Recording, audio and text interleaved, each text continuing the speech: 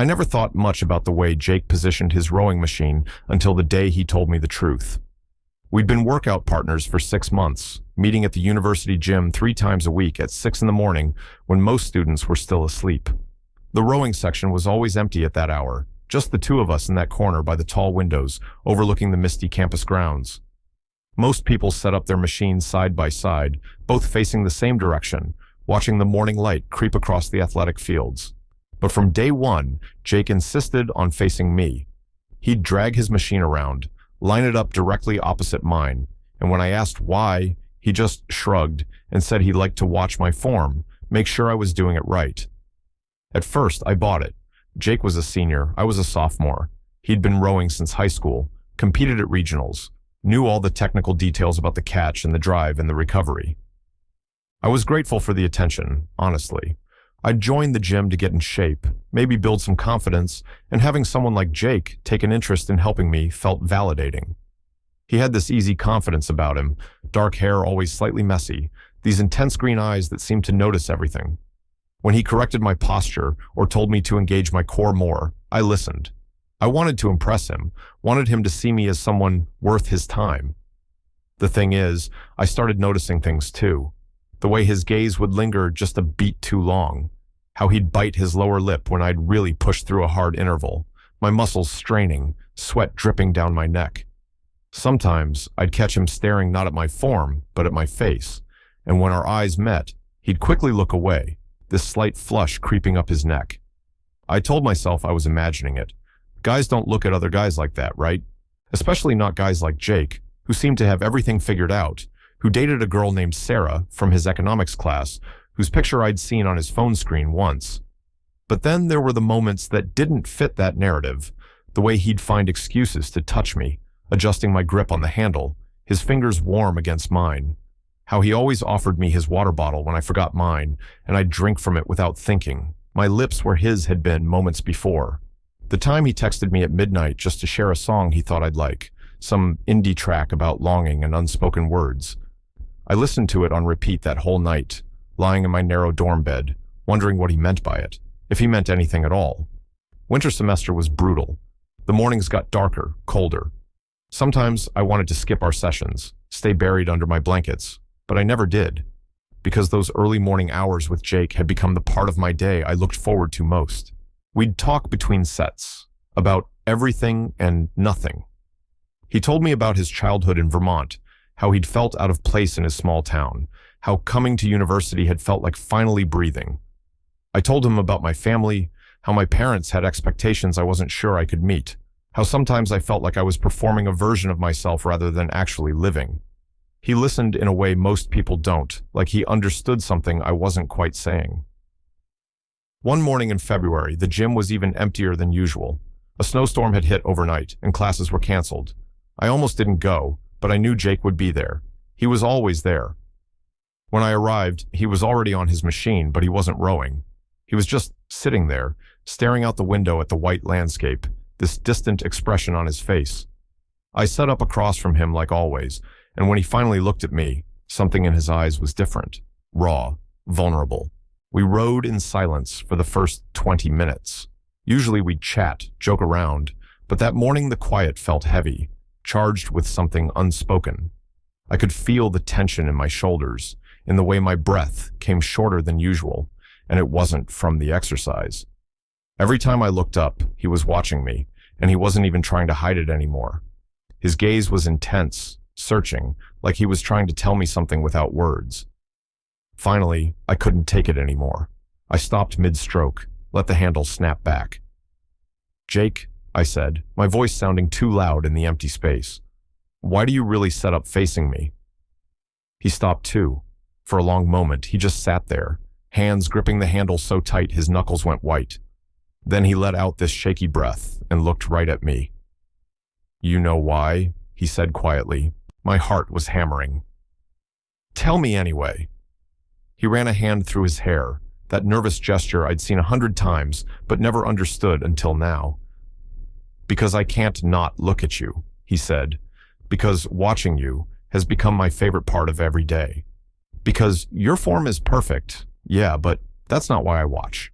I watch because of the way you push through when it gets hard, the way you bite your lip when you're concentrating, the way the light hits your face when the sun comes up. I watch because I'm completely gone for you, and I have been since probably the second week we started this. And I know I shouldn't say this. I know it's going to make everything weird, but I can't keep pretending anymore. The words hung in the air between us. I couldn't breathe, couldn't think. Every moment of the past 6 months suddenly rearranged itself in my mind, taking on new meaning.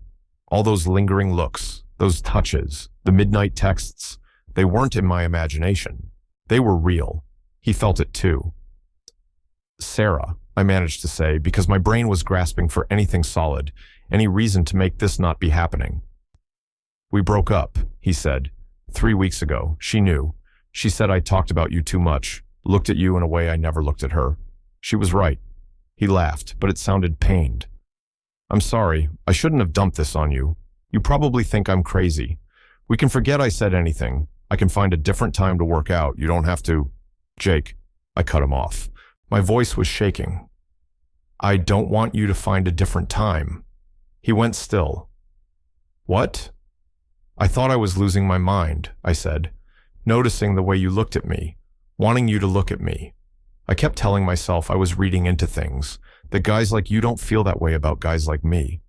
But I'd go back to my room after our sessions, and I couldn't stop thinking about you. Your voice, your laugh, the way you say my name. I've never felt like this about anyone. His eyes were so wide, so hopeful and terrified at the same time. You're serious. I've never been more serious about anything. The words came out stronger than I felt. I don't know what I'm doing. I've never done this before, but I know that these mornings with you are when I feel most like myself, most alive. He stood up from his machine, and for a second I thought he might leave, but instead he crossed the small space between us. He stood there, close enough that I could feel the heat radiating off him, close enough to see the slight tremor in his hands. Can I? He started, then stopped, swallowed hard. Can I kiss you? I nodded because I couldn't find words anymore. And then his lips were on mine, gentle at first, questioning, and I kissed him back with 6 months of want and confusion and relief all tangled together. His hand came up to cut my face, thumb brushing my cheekbone, and I felt like I was falling and flying at the same time. When we finally broke apart, we were both breathing hard, foreheads pressed together, and he was smiling, this beautiful, unguarded smile I'd never seen before. I can't believe that just happened, he whispered. We're in the middle of the gym, I said, suddenly aware of where we were, even though it was empty. I don't care. But he stepped back a little, reached for my hand instead, laced our fingers together. I really don't care who knows. I'm tired of hiding. That scared me and thrilled me in equal measure. I'd barely admitted this to myself, and he was ready to tell the world. But looking at him, at the hope and determination in his eyes, I felt something shift inside me. Maybe I was tired of hiding too, hiding from what I wanted, who I was, what made me happy. We didn't row anymore that morning. We sat on the floor between our machines, backs against the wall, shoulders pressed together, and talked, really talked, about fear and desire and the future, about what it meant to want something you'd been taught not to want, about the relief of finally being honest. Jake told me he'd known since high school that he was different, had dated girls trying to make it not be true, had spent years watching other guys from a distance, never letting himself get too close. Until me. He said there was something about me that made him want to stop running. I told him I was still figuring it out, that I didn't have all the answers, that the idea of this, of us, terrified me. But that the idea of going back to how things were, pretending I didn't feel what I felt, terrified me more. We'll figure it out together, he said, squeezing my hand. No pressure. We can go as slow as you need. I just want to be honest about this. About us. Us. The word sent a thrill through me. That was 4 months ago. We still meet at 6 in the morning, still row facing each other, but now everyone knows why. Now when he watches me, I smile back, let myself hold his gaze, let myself feel the warmth that spreads through my chest. Now, after our workouts, we grab breakfast at the campus cafe, sitting close on the same side of the booth, his leg pressed against mine. Now I sleep over at his apartment some nights, and we stay up talking until dawn, learning each other in all the ways that matter. It hasn't been easy. Some people stare. I had a hard conversation with my parents that didn't go as well as I hoped, though they're trying. I'm still working through years of internalized fear, still have days where I worry too much about what people think. But Jake is patient. He reminds me that we're not doing anything wrong, that love isn't something to apologize for. And when I'm with him, I believe it. Last week, he asked me to move in with him next semester. We were rowing, facing each other like always, and he just stopped mid-set and said it. Move in with me. I want to wake up next to you every day, not just the days you stay over. I want this to be real, permanent.